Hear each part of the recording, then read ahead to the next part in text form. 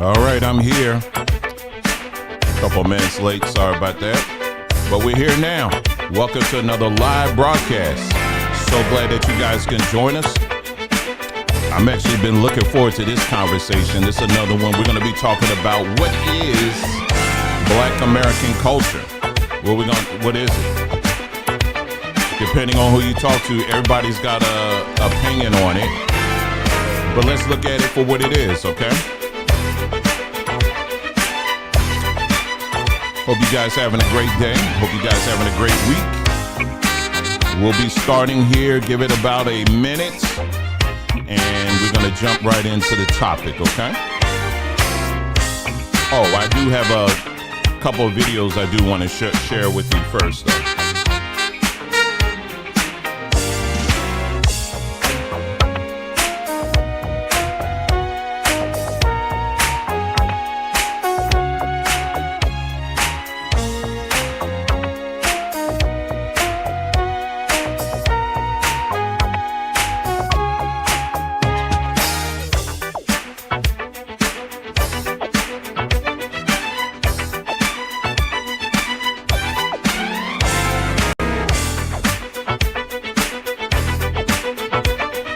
All right, about another 30 seconds, and then we'll start.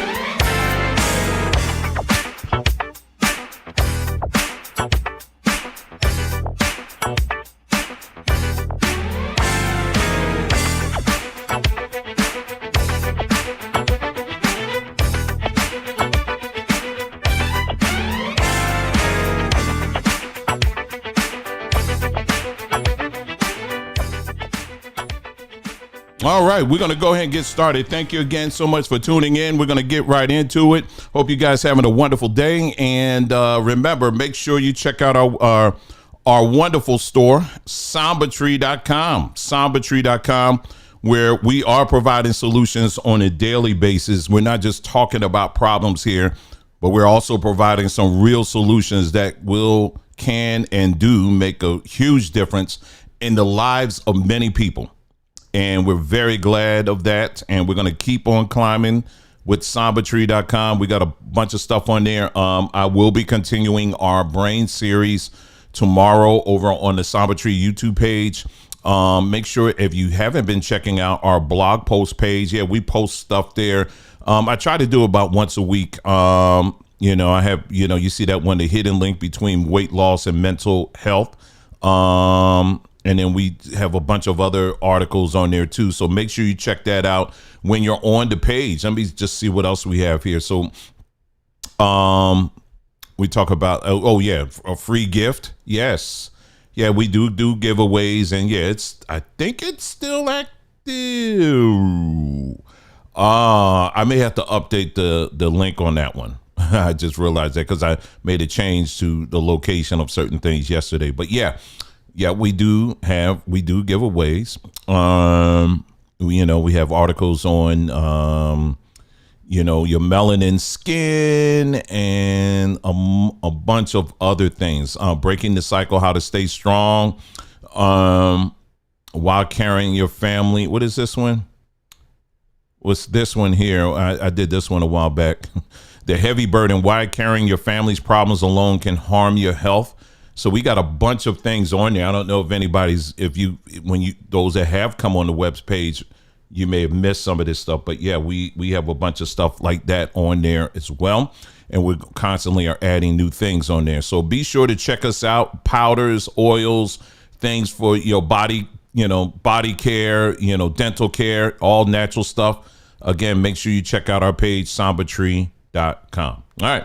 Let's go ahead and get into it. Always Willie front and center, lead soldier. Appreciate you being here, man. Okay, so today, like I said, again, we're going to take more of academic view of what is Black American culture.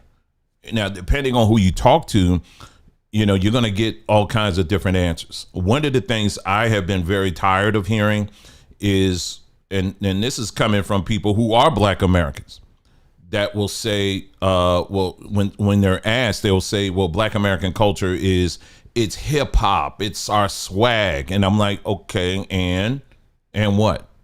And what? That's it? And then they usually taper out after that. But no, we want a full definition of what it is, right? Specifically, Black American culture. That's what we're going to be looking at, what it is, so that you will be able to better define it. But we're going to get even deeper, because what we're going to do is, first of all, define what is culture, because you have to develop the baseline first. Culture isn't just something you just pull whatever out wherever you feel like it. No, I'm not going around like, okay, this is culture, this is culture, and this is culture here, and this right here, this is no, you don't know. We're not going to do that. We're not schizophrenic here. We're going to take this thing and we're going to look at it. What is culture? Then we're going to look at an example of culture, right? We're going to pull one out of the hat, just go with that so we can see. So we have a baseline, and then we're going to look at Black American culture. And once I said that, as you really think about it, it's like, wow, we really do have a very unique culture here. But there's a lot of things, there's nuances in there that we do need to pay very close attention to. Okay. So we're going to talk about that. Okay. So let me move on here. Let me show you these videos, because while I'm talking, y'all could be thinking about this too. There's been this trend that I have followed this for years. When I had a blog, this was back early 2010. Oh no, it was earlier than that. I would say, let's say early 2000s. Yeah, like early 2000s. I had a blog and it did very well. This was like in the early days of everybody was doing blogging and all that. It was doing very well. And I noticed when I was following the news, I always would see, from time to time, I kept seeing these articles about, teachers sleeping with their students. And it kept coming up over and over again. And I'm like, okay, what the heck is going on? Because it was the same demo. It was mostly white women that were engaged in this. You had white men too. And, every now and then you'll see someone that was non-white in there. But for the most part, that's what you saw, right? And so much so, I remember I did this super long post where I just laid it all out. I copied, I did a whole bunch of them. And I was like, yo, this is crazy. What's up? If this was black men, for example, that was trending like this, I said they would have already come up with laws and everything else. But here we are in 2025 and it's still a thing.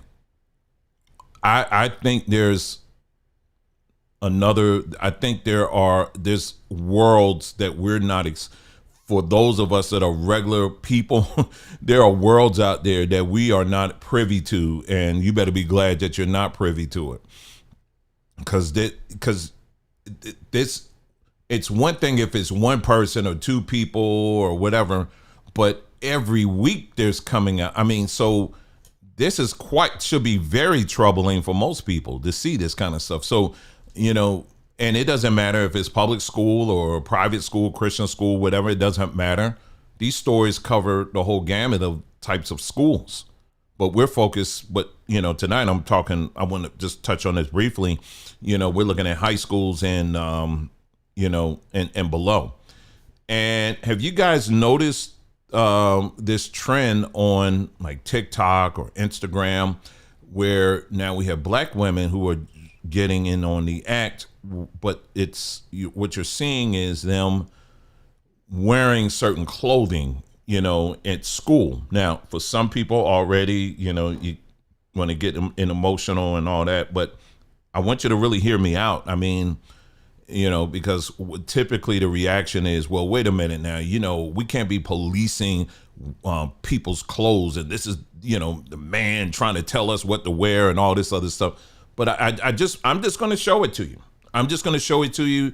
This is what passes as, a lot of people see this as it's okay. So I'm going to have to turn the volume down on this one because, again, they put their music on there and, I got to be careful. So let me play this first one here. Is this it? And you just put in the chat. Tell me what you think. Here we go.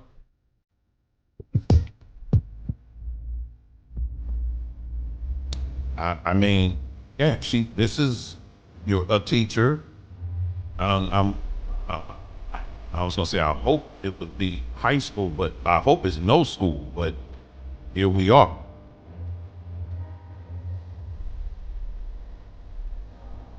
And there's some things that are kind of like, but we know what the goal is here.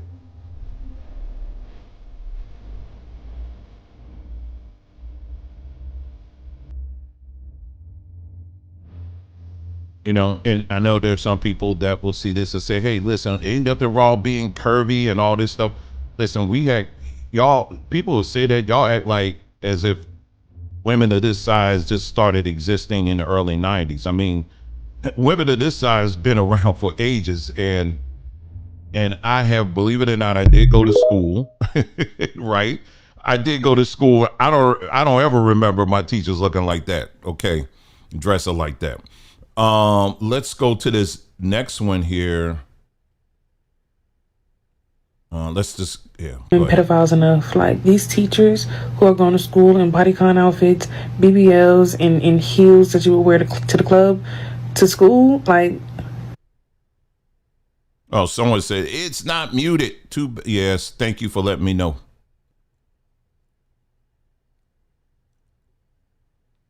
Yeah, they'll probably get me on the volume on the music.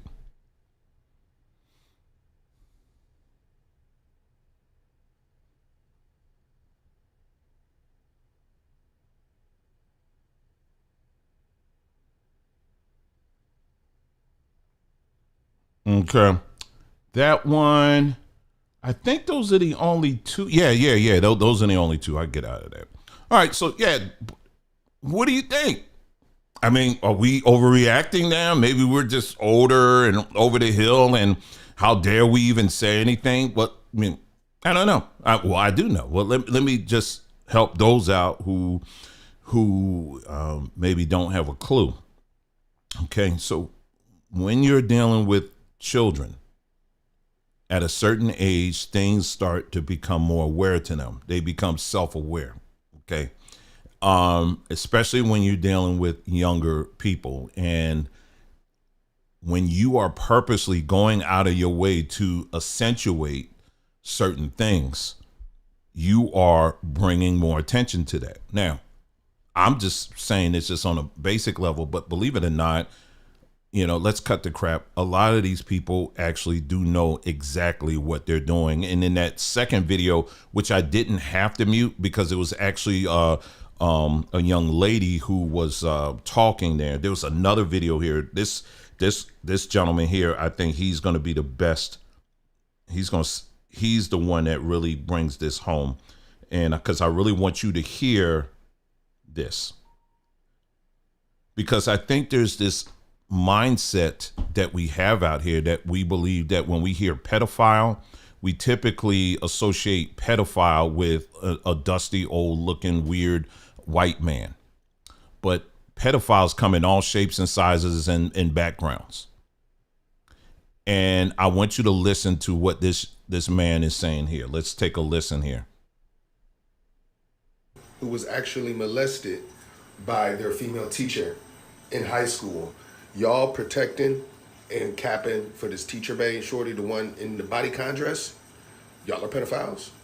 And she's weird too.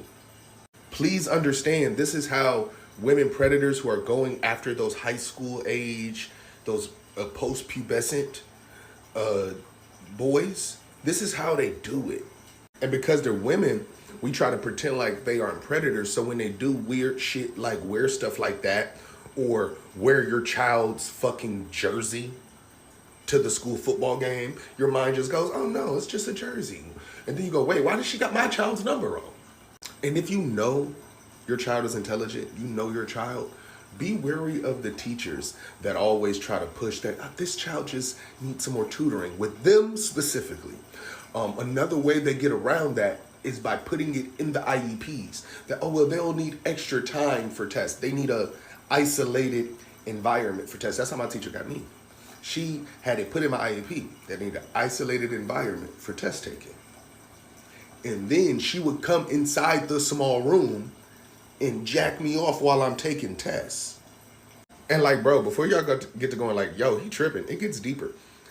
After I told what happened and I'm removed from the school, at my next school, I start doing so well that they get to check in my records and figure out that she's just been straight up lying about my grades. She would write down bad grades in order to get the IEP in order to get me alone to do that.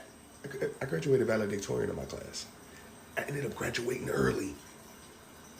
So the IEP wasn't something I needed. It was something that she had used, not only with me, with several other boys, to be able to molest boys.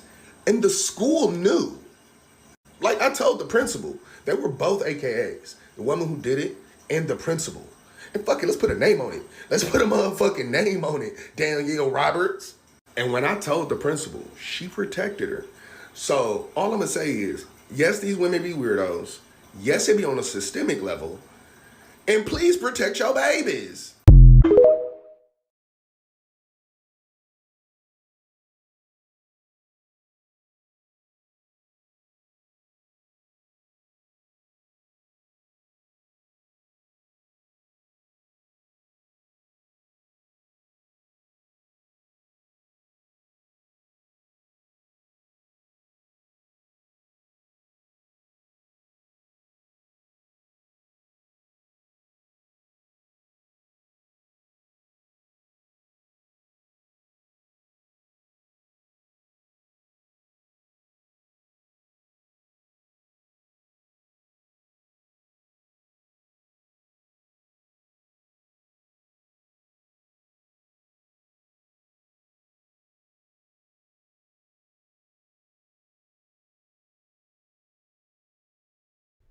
Okay, one day I'm gonna get this volume right. One day I'm gonna get this volume right. So sorry about that. I'm gonna rewind here again. All right, so I'm gonna wait for a moment for people to catch up, and then I'll continue what I was just saying here in a moment. Just tick tock, tick tock, tick tock, tick tock. Okay, let's go back. Okay, so what I was saying, if that part was muted, was this: is that I want you to focus on what he was saying. That the fact that here you had this woman, black woman, who was engaged in this stuff. It wasn't just one person. It wasn't just one child. It wasn't just one black child, black man, or black boy. See, there are people that don't want to have this conversation.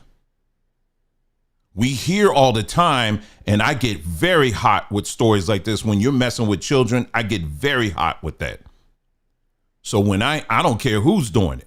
So, but a lot of times the stories that we hear the most of is when men are doing it to little children. But how about this case here, or cases where we hear in this particular case, it's not just a black woman who was engaged in it, and she wasn't just engaged in it just with him, but according to him, there were other black boys that were also engaged in this as well, that were impacted by this. And so, like he said, they went to the administration or whatever. He said the administration, they knew, and they were like trying to protect it. And all of them are AKAs, according to him.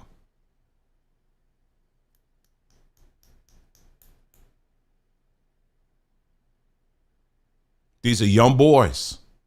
See, we don't have enough advocates out here for our young men. You know, I'll fight all day and night. Listen, I got a boy and we're adults now, but I got one of each, and I will fight like heaven, not like hell. I will fight like heaven. If there is one, I will fight for them. Okay, so I got one of each, but I'm not going to favor one and then don't say anything about the other. There are many young boys out here, young black boys that have been molested in churches. Y'all don't want to go there with me. You don't even want to go there with me. You don't even want to go there with me. In many of these churches, A lot of times the focus is on the black preacher and the black male preacher, and he's doing stuff, but nobody wants to talk about what goes on with a lot of these females. There's a lot of females up in there, and there's a lot of females that are okay with doing that kind of stuff. Oh, I'll do an investigate. I would love to do an investigation on that. I would absolutely like to do a deep dive on that. We did a whole series. Go check it out over there. I said the black church is what I call it, a factory of broken children. But I would more than be willing to dive in and do a deep dive on this trend where young black boys are being molested, abused by black women. I'm open. I'll be more than happy to do it. I don't know if anybody will watch it, but I'll be more than willing to do it. Because if we're going to call this out, let's call it all the way out. I'm a strong advocate for our daughters, but I'm certainly a strong advocate for our sons too. And like I say, you listen to this man talking, you could tell, he's been impacted by it. We'll just say it like that, okay?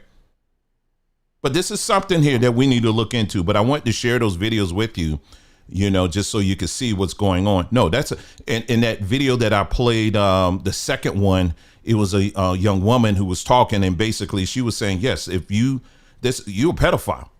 If you dress, that's basically pedophile vibes. Why would you want to dress like that around children? Why would you want to, young children, why would you want to dress like that? I mean, you know what you're doing. Like I go out here, I'll talk about out here, for example. Like I go into the grocery store. Okay, let's shift because that's too hot. We're too hot in the kitchen. Let's talk about white people. Okay, let's because that's too much. So let's talk about white people. Okay, let's talk about that. Okay, that's a lot more comfortable, right? Okay, so out here where I live, they building gyms all over the place. Arizona is like one of the healthiest states, so they got gyms all over the place. Ain't nothing for me to go to the grocery store or nothing like that. I'll see these mothers out here. They got that thing all hiked up their crack. I mean, it be just there. Whatever they got, they're going to show all of it. Very tiny bit little left to the imagination. I mean, just out and about. And it's not like, so are you getting into policing with women wear? No, I'm saying just use some sense. I'm not saying that you deserve what you get, if someone attacks you. Nobody's even saying that. So miss me with all of that. What I am saying is that what energy you put out is and you're going to get that energy coming back. I'm just saying. And so a lot of these people who do dress like that, they know exactly what they're doing. You know what I'm saying? It's not like, this is all I had, boing, boing, boing, and it's like, no, I couldn't find a bra anywhere. I couldn't find any drawers anywhere. It's like, okay, all right. But yet y'all want to talk about, these Africans in these remote areas. Look at them. They just walking around ass naked. They ain't got anything. Well, you doing the same thing. Oh, gosh. Anyway, so I thought that was really interesting. And one day, I will look into that. I think it's worth looking into that. Because we got to protect these children. Okay, so let's get into it. Okay, so main topic tonight, we're talking about what is Black American history or Black American culture. Sorry about that. All right, so I wrote something and we got our assistant, ChatGPT. But again, I didn't just type in, tell me what Black history is and keep it moving. I'm going to show you, we're going to do show and tell. I'm going to show you exactly how my stream of thought is on this and all of that. And and how you search and all of that, you know what I mean? And so that's what we're going to do. So earlier I asked the question here. Hold on, not there. Hold on, let me see where this thing is. Okay, here we go. So, and I'll just show it here on the screen so you can see it. There we go. All right, so let me read to you. I say, if I had to summarize Black American culture into 3 words, it would be make it work.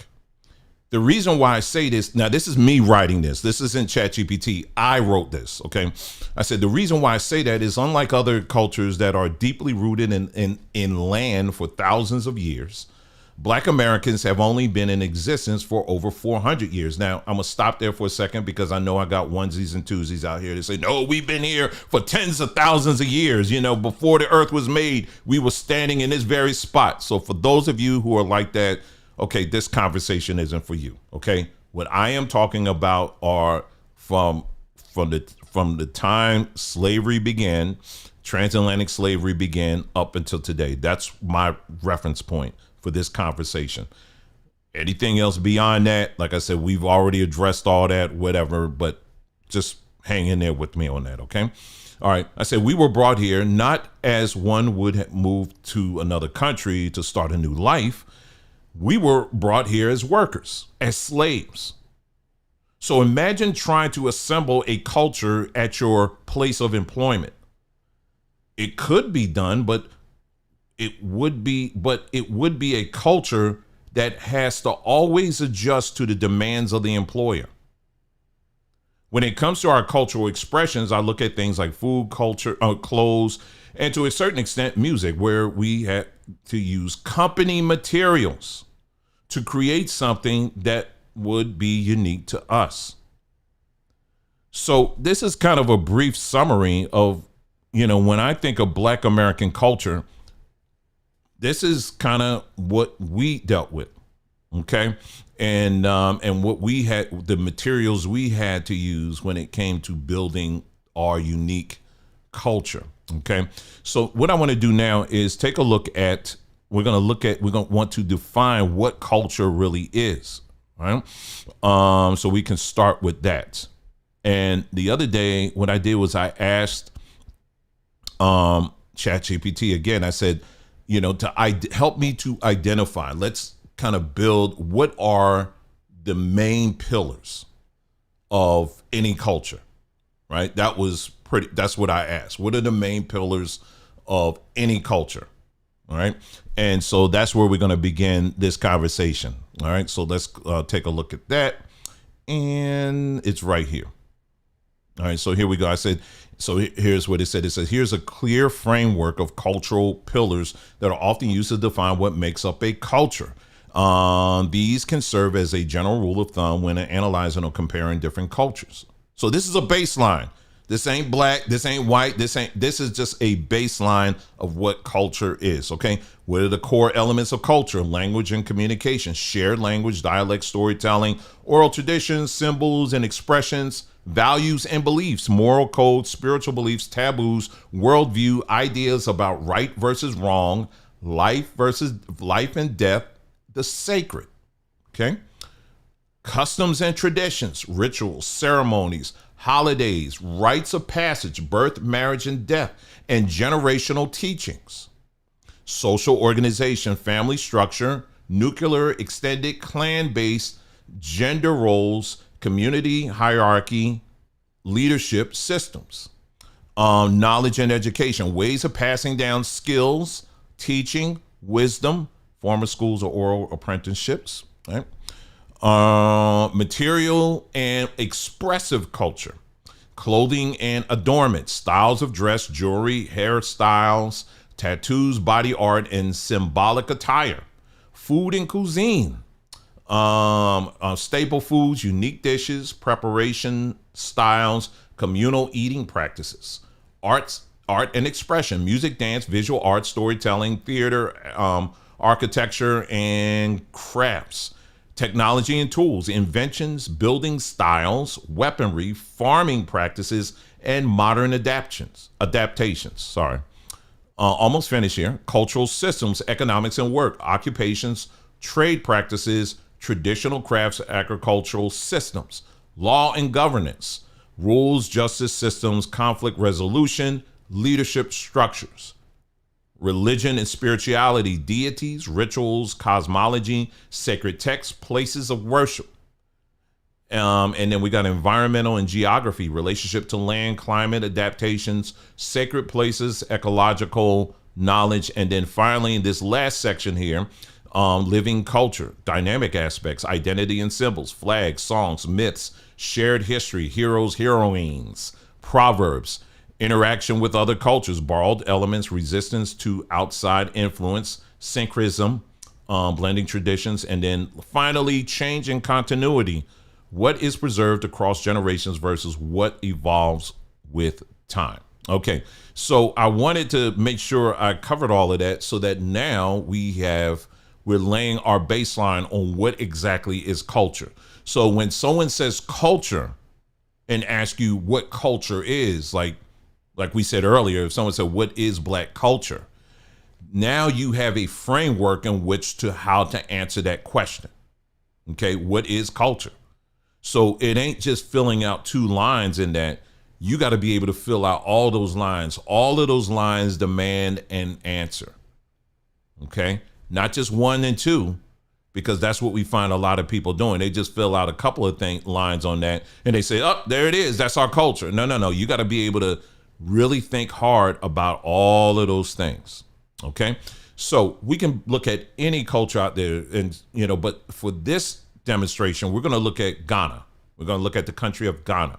Okay, and I just picked that just because. Okay, I could have picked anyone. It's nothing really different about Ghana than anyone else for that matter. But let's see.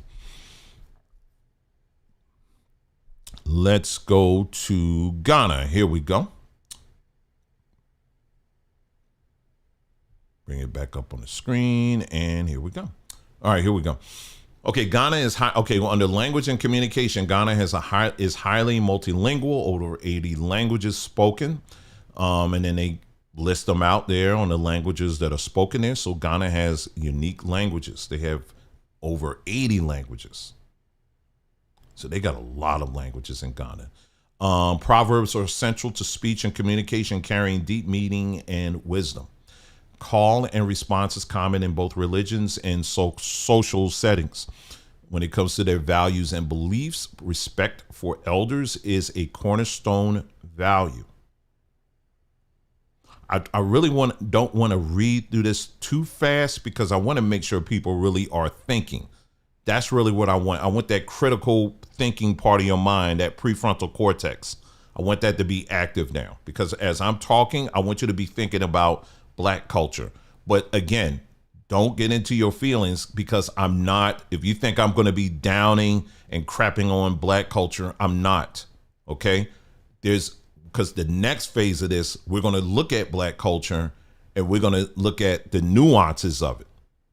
And I'll just say real quick, anybody that says that black people don't have a culture is a complete idiot, because that's not true at all. Black Americans do have a culture, but we have to understand it, right? So that we're making our way to it. So we're just looking at Ghana, for example. Okay, values and beliefs. Respect for elders is a cornerstone value. Strong communalism. The individual is seen as part of a larger family or community unit. Belief in destiny and ancestral guidance plays a role in worldview. Hospitality is highly emphasized. Visitors are treated generously, often with food. Customs and traditions, rites of passage, naming ceremonies, outdooring, puberty rites such as the Dippo ceremony, and then they go on with that. Festivals, they have different festivals. Chiefs and traditional rulers preside over many ceremonies, embodying continuity with the past.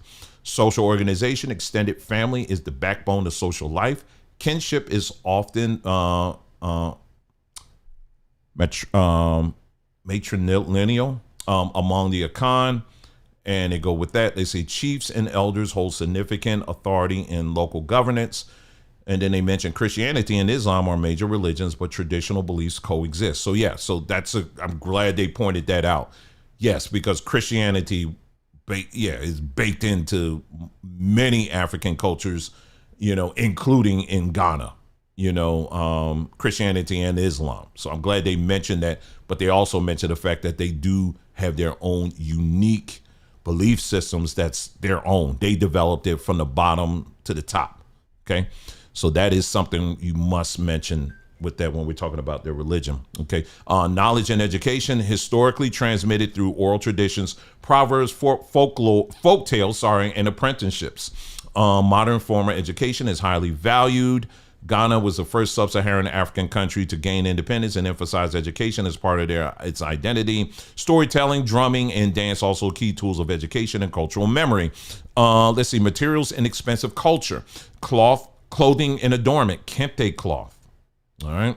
In the designs they have in kente cloth have all meanings in it, right? Smock.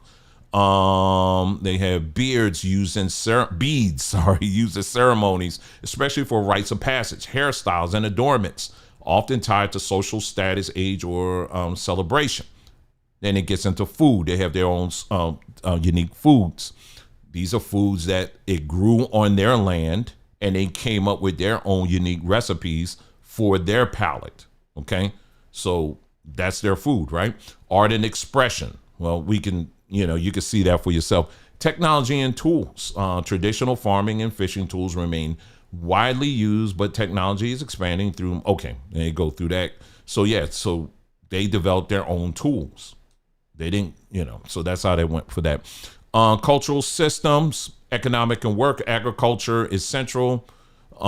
In form of trade, entrepreneurship, and migration. Strong pride in Ghana's gold resources. Blah blah blah. Law and governance, they have a dual systems, modern democracy and traditional chieftaincy coexist. Chiefs play ceremonial and sometimes judicial roles, so forth and so on with that. Religion and spirituality, we kind of touched on that. Environment and geography, strong ties to the land and natural resources. Coastal fishing towns, sacred groves and rivers carry spiritual significance. This is what they have when you're tied to your land, right? Living culture, dynamic aspects, national prides. Let's see, interaction with other cultures, change and continuity. Some of this is kind of repeat, it feels like. Anyway, so there you go. So what we just went through there is a case study of, in this case, Ghana. So real quick, the things that stuck out to me, they have people in that country, a lot of those different cultures, they have this system of people who are like chiefs or elders that people go to. Everybody knows, okay, if you need something, if you need some guidance, you need decisions to be made or disputes or whatever, then you have elders that are already established within the culture that you can go to get the figure to work all that out, right? There are other cultures we can go outside of Ghana, for example, where let's say if a family member is going to get married, right? There's a whole system that is associated with that. The person that wants to marry the young lady, that family, they're going to have to bring some money or whatever, cows, cattle or whatever. You don't just say, hey girl, I'm just sitting here thinking, I think we need to get married, and it's like, oh, okay. Well, and she's like, okay, well, we're going to get married next week or whatever, and it's like, well, wait a minute, I don't need to talk to your dad. Nah, you ain't got to talk to him. Child, he just show up. No, they don't. In certain cultures, it's not like that. No, you go to the father first, or you go talk to the mother, the father and the mother, right? And they got to check you out. And then those parents will meet your parents, and then y'all figure things out and all that kind of stuff, right? So it's like a procedure. There's a whole line of stuff that has to go through when someone wants to get married, right? And this is we're not just talking Ghana, but you'll find this in many other cultures, right? That are similar to that do similar things or some variation of that. Of course, when it comes to clothing and styles and stuff, these are things that they built from the ground up. There's syncretism that's there, but most of it really comes from their own stuff, especially when it comes to food. When it comes to clothing, same thing. These are internal developments, right? So there you go. So when we're talking about, so now we got a case study. Now, with that being said, now let's go to Black American culture and let's see what it said about that.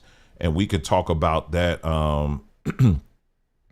Black American culture, we'll add our own stuff to it. Now, Black American culture is, in fact, a little bit different.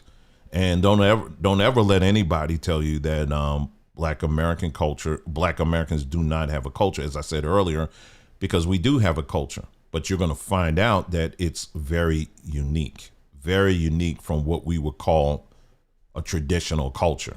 Okay. All right. So let's take a look at this. Here we go. Core elements of Black American culture. When it comes to language and communication, rich use of slang, wordplay and code switching, moving between standard English and Black vernacular depending on context. Okay. Okay, I'll just keep reading and I'll stop for a second. Call and response in speech and performance seen in comedy, music, and casual conversations. Storytelling traditions, family narratives, jokes, dozens, insult battles, and oral history in neighborhoods. Okay, all right. I'll keep reading here and then I'm gonna stop here for a second. Values and beliefs, emphasis on resilience, self-reliance, and collective perseverance through hardship. Strong focus on community validation, having respect, keeping it real, loyalty to neighborhood, family, belief in destiny and personal transformation, the idea of making it out despite obstacles. Now, let's stop here for a second and then we'll continue to read this. Now, most of this that I just read to you, these are things that, even though, yes, you will find this in Black American culture, but can we honestly say, I mean, you can give or take maybe a couple of these things, but can you honestly say that this is unique to Black culture or Black American culture?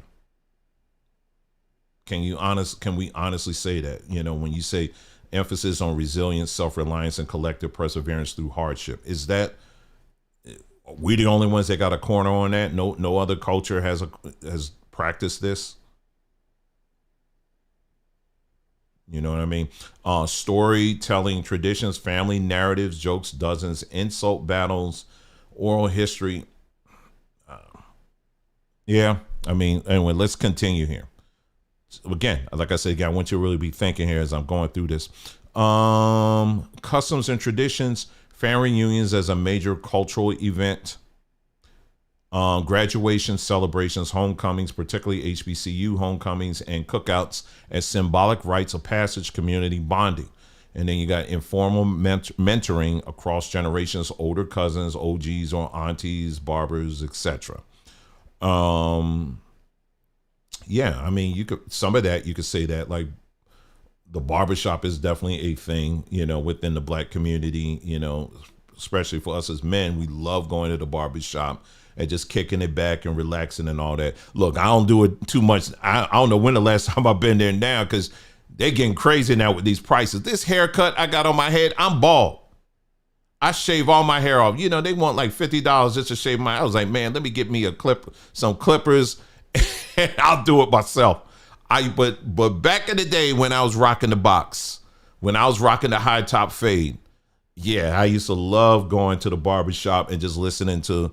That was one of the few places that you can go where you will see Black men actually relax and talking, and you know, it was no alcohol involved or anything like that. We would just kick back, relax.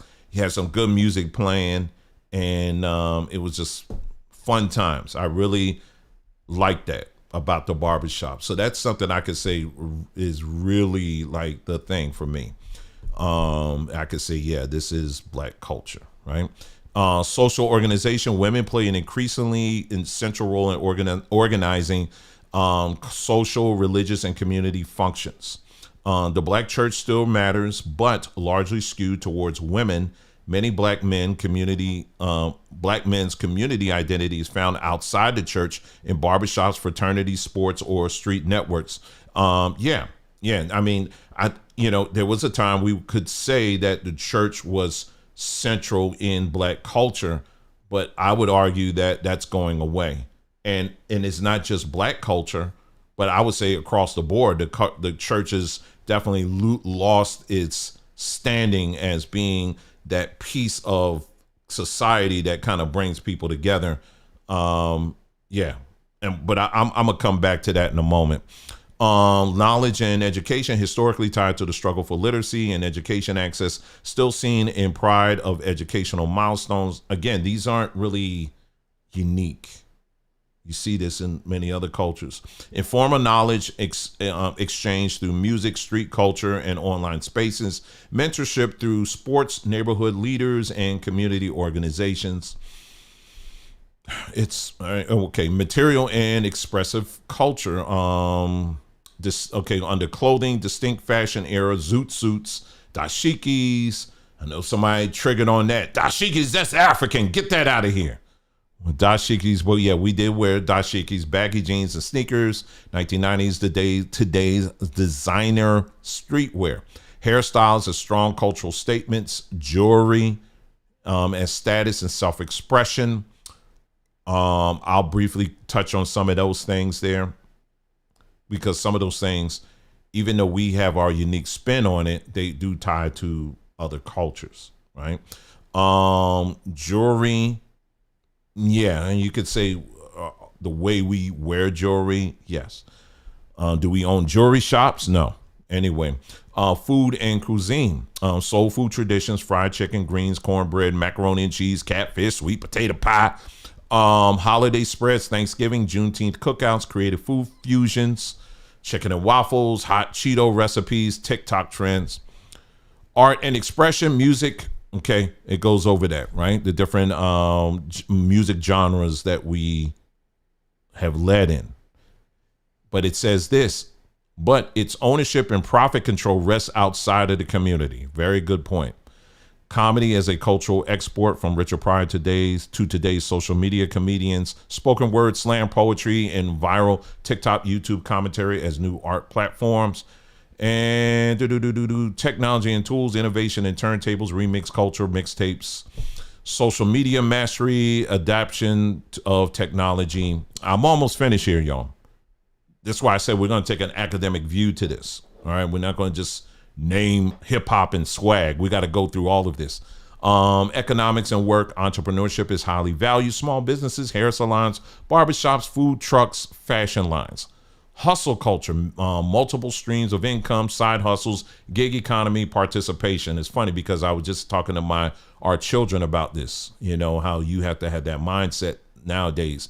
You can't think just, okay, I'm just going to work for one company and that's it. No, you got to think in buckets. You got to have multiple buckets going on. But that has been the story of Black American culture. We've always had to operate like that. Law and governance, deep awareness of policing and justice systems, community advocacy okay, that I don't even know why that's in there. Religion and spirituality, church, declining male attendance, but still an important base for women, older generations, and ceremonial functions, funeral and weddings, growth of spirituality outside church walls, so forth and so on there. I'm trying to hurry up here. Environment and geography, cultural identity rooted in both Southern traditions, soul food, hospitality, blah, blah, blah.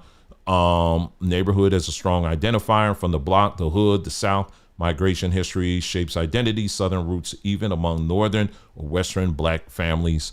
Let's see, interaction with other cultures. Black American creativity is often adopted and monetized globally.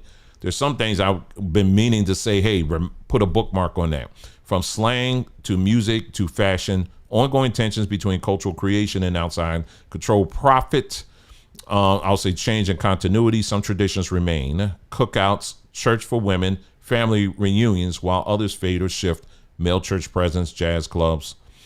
And then it goes back to the whole resilience thing. I know that was a whole lot, but I wanted to take the time to go through all of that because, again, regardless of where you stand on whatever, the fact of the matter is if we're going to talk about culture, if you're going to have a conversation about culture, regardless of whose culture it is, we have to make sure that we are giving full context and not just starting and stopping at hip hop. You understand what I'm saying? You got to look at everything. Now let's get into the details and what let me get into kind of bring this all together. Now, when you look at cultures such as, like we talked about Ghana, for example, which has 80 different cultures in it. You know what I mean? That's pretty significant. If you look at some of these other West African countries, same thing. When you start going into Europe, same thing. You got subcultures and all this stuff that's going on here, right? But a lot of these cultures have very traditional pillars that are there, right? Because they're anchored to their land. Now, when it came here to Black Americans, when we started off here, remember, when we were brought over here, we were brought over here to be workers. We were brought over here to be slaves. And so just imagine, let's say if you work for Intel. I was talking with someone the other day who works for Intel, or used to work for Intel. And just imagine that you're brought to Intel. You come to Intel and they say, okay, this is going to be everybody's going home. And they're like, whoa, where you going, player? Where you going? No, nope. This is your culture. This is where you're going to live here. Okay, you don't work all day. Okay, great. But now you're going to work. You're going to sleep here, and whatever food is in the cafeteria, that's going to be yours. Oh yeah, everything's here. Everything's here. Your entertainment, that's all here. You don't have a home to go to. You don't own land. Okay, everything is in your cubicle and in that cafeteria. If you can find it in the cafeteria, you better make it work. This is what happened for us as Black folks here in America. When we were brought over here, we were totally isolated and separated from the cultures that we came out of. And so when it came to food, for example, a lot of it, we didn't even have our original ingredients, with the exception of a few that I talk about often, but even when it came to ingredients, we had to find things here to make up and say, okay, well, let's make up something here and there, right? When it came to, or they would give you scraps, when they would throw scraps your way. Guess what we had to do? Okay, well, we're going to figure it out. We like good food like anybody else, but we're going to figure it out. Okay, you going those pig feet and all that stuff. Okay, well, let's do something with that. Oh, those chitlins. Okay, pig intestines. Okay, let's do something with that. Whatever it was, we had to make it work. And it's the same thing when we look at clothing, for example. Same thing. How many of y'all remember, or back in the day, I know Tim's is still a thing to a certain extent, but how many of y'all remember back in the 80s when all of a sudden you saw, man, what they wearing these work boots for? That's exactly how they were. These were Timberland shoes. But you also had people wearing work boots. And that was the style. And we took that style of those shoes and we made it fashionable. People all over the world after a while start you wearing clothes like that, wearing those shoes. And then those baggy clothes and stuff like that. Some of that inspiration came from either prison, unfortunately, but it did. Some of it came from prison. Other inspiration came from places like work clothes. We took that, turned it, and made it fashionable. So, that's clothes. And then when we look at music, what was the big thing back in the 80s? Sampling. Remember sampling? Well, they still do that now. Man, we will be sampling off of anything. It will be anything. Give me an old jazz album. Give me an old Bing Crosby, whoever it is. We will sample it and say, okay, we're going to take a slice of this. We're going to take a slice of that. And then we're going to add a beat to it. We're going to maybe play it faster or whatever. And then we're going to make a whole song off of it. And we did it. If you want to encapsulate what Black American culture is, think of the Great Migration. How our people were like in this always constant state of moving. And that's kind of what Black American culture is. Our culture is not a traditional culture in the sense of when you look at all these other cultures all over the world where they got the elders and that. We have that, but again, it's kind of like thrown together.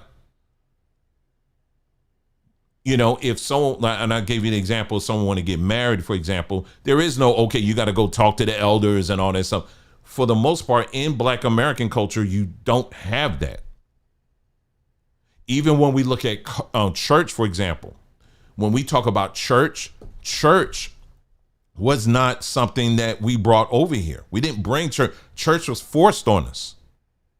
Church, the whole concept of church was something that was forced on us by these Europeans.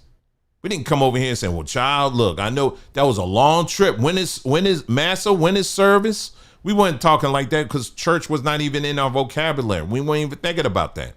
but we took church and we turned it and we made it ours. Even when it came to music, you know, they were saying, onward Christian soldiers marching on. You know, they sing it very traditional. Us, on the other hand, we were like, onward Christian soldiers, you know, and they go, you know, that delay clap. We would take that and we would make it ours. That's what we did with the whole institution of church. We took that and made it ours. So when you look through Black American culture, it's full of examples after examples after examples of that, where we had to, since we're going to be cut off, we're going to have to just take what we can take and make it work. And unfortunately, like, you know, since a lot of people like to refer to Africa, hip hop, what's happened with that, even we become they have made sure that we stay a consumer class, because this is something that we took from these different scraps and made it something very unique and desirable. But yet, what do we do with it? We handed it over to those that are in control. And now they're the ones that are really profiting off of it. So we don't really control it. That's why I said it's so silly when you sit back and listen to all this debate on who controls who invented hip hop and all this other stuff. It don't matter. Do you control it? Yes or no?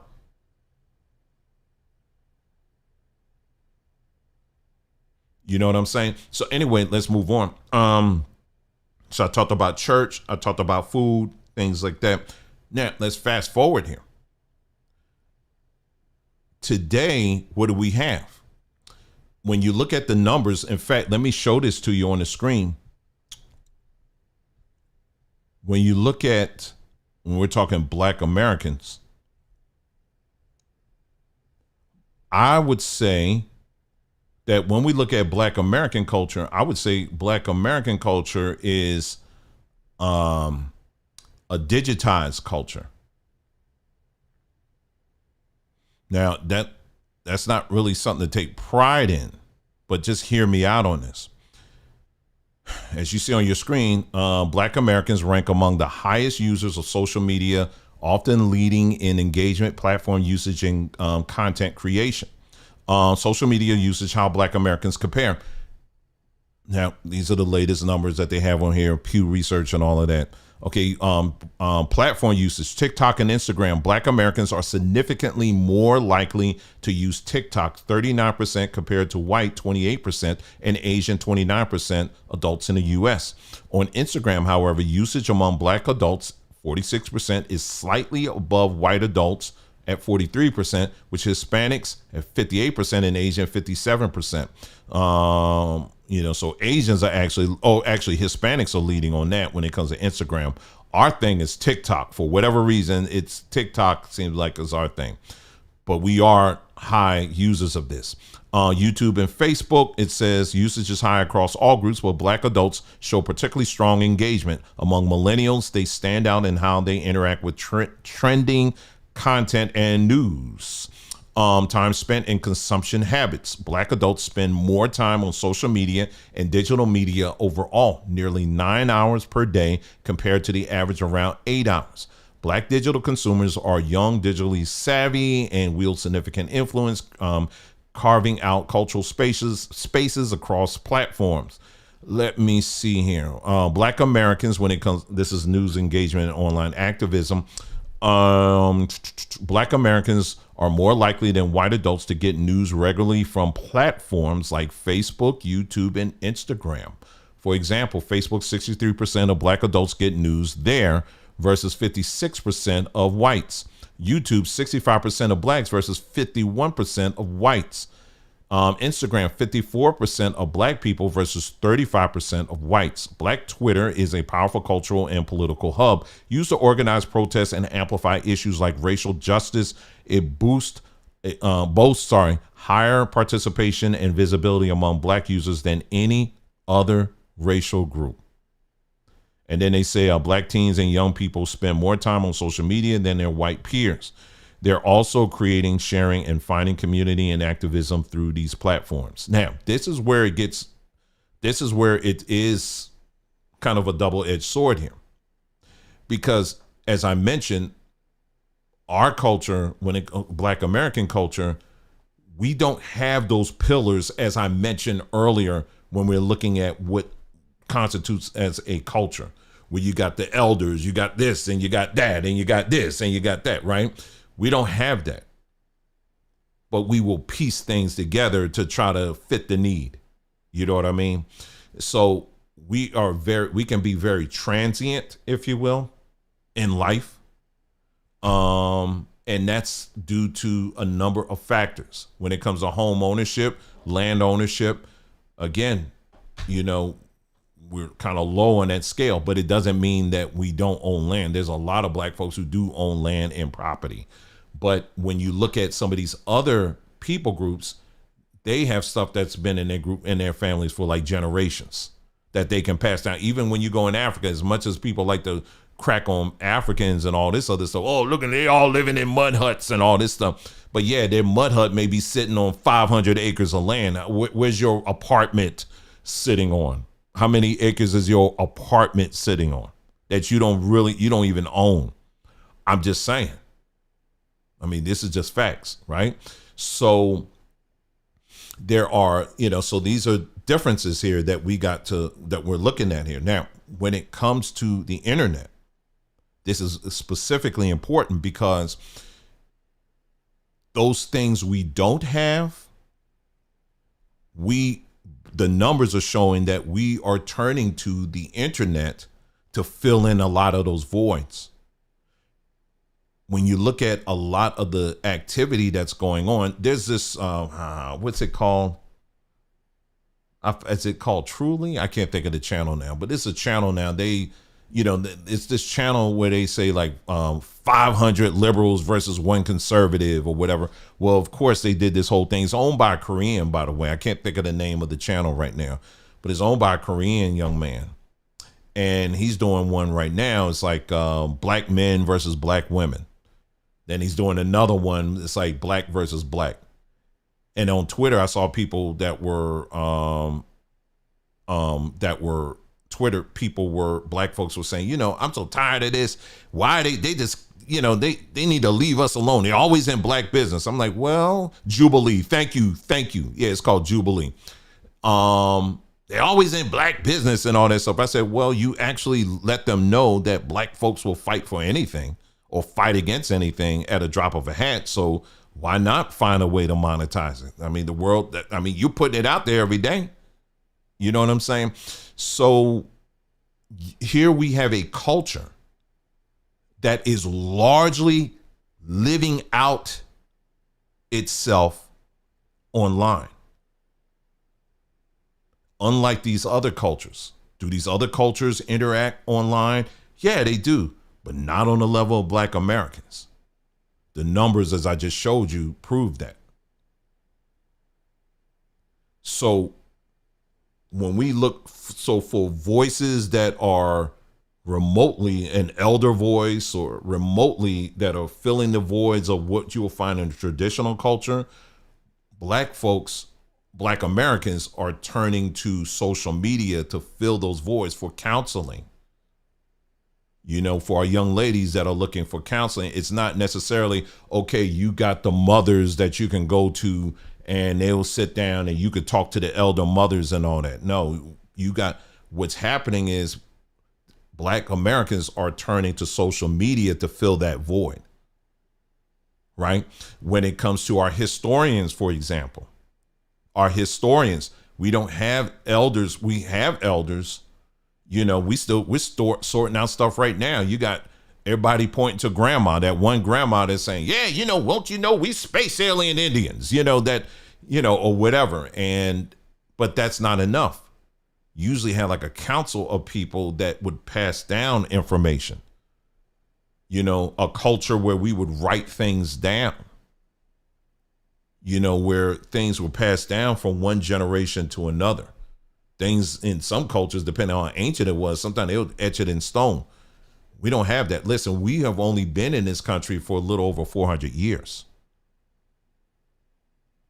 So when you're trying to compare us to our culture to, let's say, cultures that are found in West Africa, in that regard, you can't compare the two because they're thousands of years ahead of us on that. Now, does it make them better than us? No, it's just, this is how things worked out in life. You know what I'm saying? This is how it worked out. Our culture, so as you can see, our culture is a unique culture. It's a unique culture, but it has, the pluses is that we can adapt very quickly to a lot of things. That's a huge plus for our Black American culture. We have a long history of always adapting. Child, listen, we just going to do this then. We're going to do that then. Oh, we're going to figure it out. We'll make it work. That's been our culture. But in some of these more traditional cultures, it takes them a long time to adjust and to adapt to things. You know what I mean? Than what we do. The downside of a culture like ours is that those pillars are missing. You know what I'm saying? Those pillars are missing. And this is why now with AI, what is AI doing? AI is now taking the place of our elders, our historians, because now you got every dimwit in town that's getting on AI and painting all of these elaborate, weird stories about how we used to live in Atlantis, you know, as Sephardic Jew Indians, you know, that came from outer space, but we actually came by way of the path that's in the Grand Canyon, that all you got to do is take the subway train that would take you through the pathway that would take you to Africa. You know what I'm saying? And so you got a lot of people out here, and I'm sitting up here like, okay, this is crazy. You know, but this is what happens when you have a culture like ours. That's the downside. So I talked about the good things that we can adapt and adjust, but at the same time, there's some key things. Remember, we're still on the work site. America is still the work site that we were brought into, where we were told, okay, you just better make it work. And that's exactly what most of us have been doing. This is why you see when it comes to ownership of things such as land and different things like that, we're not at that, you know, in comparison to other groups, we tend to be more on the lower side, where these other groups can come in and say, nah, boo boo, hey, we got more money, we can do this and that or whatever. But see, you can come in and out anytime you please. We didn't have that option. You understand what I'm saying? So when I was really thinking about this, it helped me really to better understand. Okay, now I have a much wider picture. If someone were to ask me what is Black American culture, now I can actually communicate it. You know what I mean? And show what it is. And at the same time, there are things I can defend, and there's other things I can say, no, you know, we got to stop doing this. We need to adjust this and that or whatever.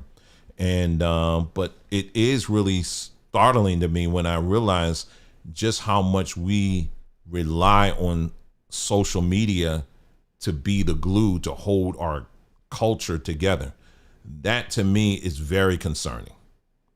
That's very concerning, because what that means is, because all these different trends that you see on social media, we're not controlling those. There's powers that shouldn't be that are dropping that stuff in, you know? Yeah. So that's it. That's all I wanted to share with you this evening on that, you know, just taking a closer look at culture and what Black American culture really is. It's really a fascinating study. And I would encourage you to kind of dig in and, you know, and ask yourself these deep questions when it comes to culture. It's not just, don't ever just let someone slide and just say it's just hip hop or swag. Our culture is a lot more unique. It has some positives, but it also has some things that we really need to look at that are very concerning now that with technology is becoming the driver in our culture. That's very concerning to me. So that's it. So that's all I have. If anybody, if you have any questions, you can just leave it in the comments below. Okay. All right. Thanks again for tuning in. You guys take care. Thanks again for tuning in to this broadcast. See you again soon. Take care.